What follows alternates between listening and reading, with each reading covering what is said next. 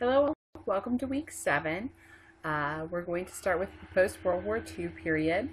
So what happened to the veterans after this war?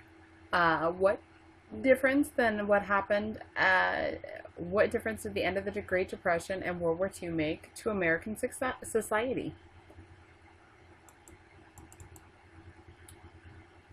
So, pre-World War II, there was local responsibility for poor relief, New Deal funded states, indoor relief, primarily institutions for young, old, and mentally handicapped. Outdoor relief or cash was rarely given, employment programs instead. The post-World War II, there's a state of federal government involvement in public assistance, old age and survivors insurance, and expansion of the public health programs, an administration of the unemployment insurance, a shift of social workers from social action and reform to casework and technique, no longer focused on expending public social services and providing improving living conditions.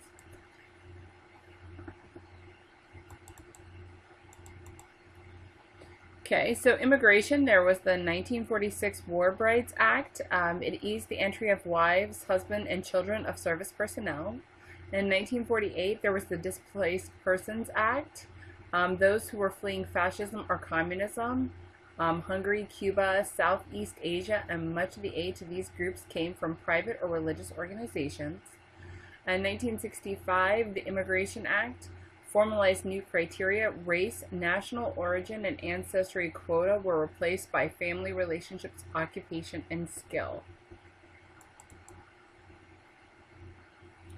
The veterans, there were over 16 million Americans served in World War II. Special allotments for families of the lowest pay grades. The benefits were similar to previous wars. There were income security for dependents and rehabilitation for the wounded. But there were also new benefits. Selective training of service, the Act of 1940. It supported veterans without injuries, help with readjustment to life outside the military, and Servicemen's Readjustment Act of 1944.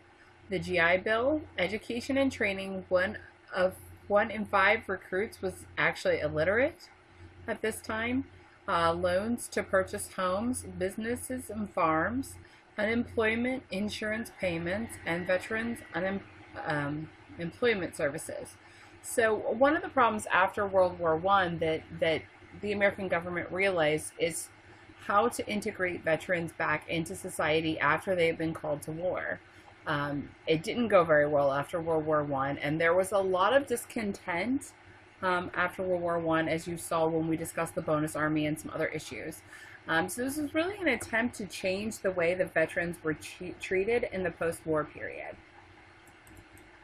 The 1950s was prosperity for the middle and upper class.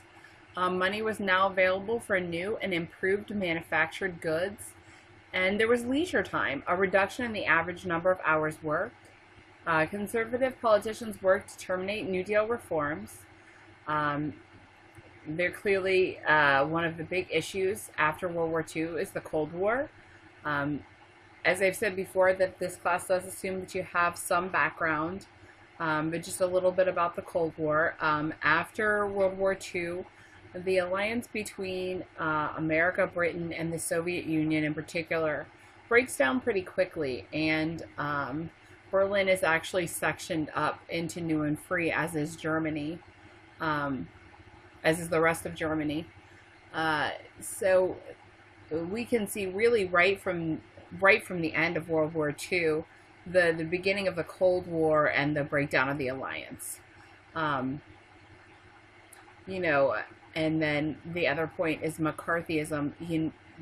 There was a lot of concern about communism, as you can see for even my earlier lectures where I discussed that people were concerned about these programs because they thought they might represent influence from socialist and communist abroad.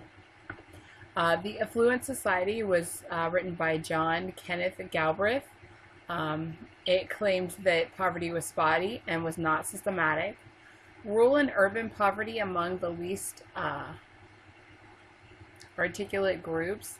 the young, the old, the unskilled, and members of minority or culturally distinct groups. Shift in welfare, population/recipients, 1935 to 1950, most of federal and state went to the elderly. 1955, the highest number of recipients were AFDC, an increasing number of unwed black mothers. Shift from federal to state that began to impose restrictions, residency requirements affected blacks who moved north, eligibility investments, suitable house, punitive action to remove people, and public names of people receiving welfare, imposed new and onerous application process. The 1950s,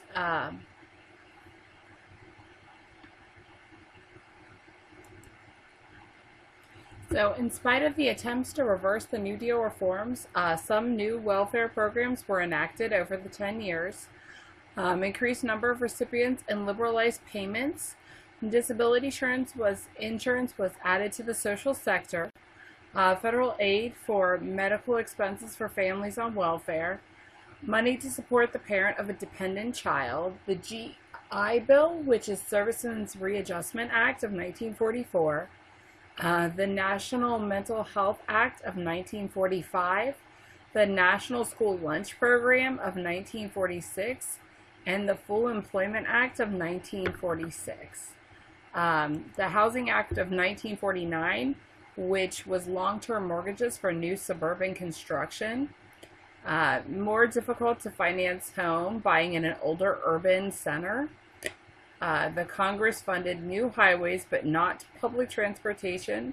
And then there was the School Milk Program of 1954, the Vocational Rehabilitation Act of 1954, the Indian Health Services of 1955, which is relocation, federal programs, and protection of rights shifted to states. It meant a loss of social programs and aid, as well as new taxes and increased unemployment. Prevailing belief that Americans were prosperous obscured the growing poverty. Relatively affluent white suburban workers could count on tax-subsidized, employer-provided fringe benefits and Social Security. And the example is clearly Leave It to Beaver and the Happy Days.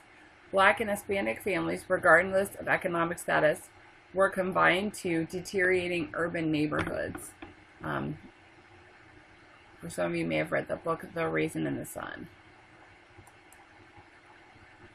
Okay, so here's this lecture's reference page. So those of you who want to check out the end of World War II, this should be a big help. Thanks, guys.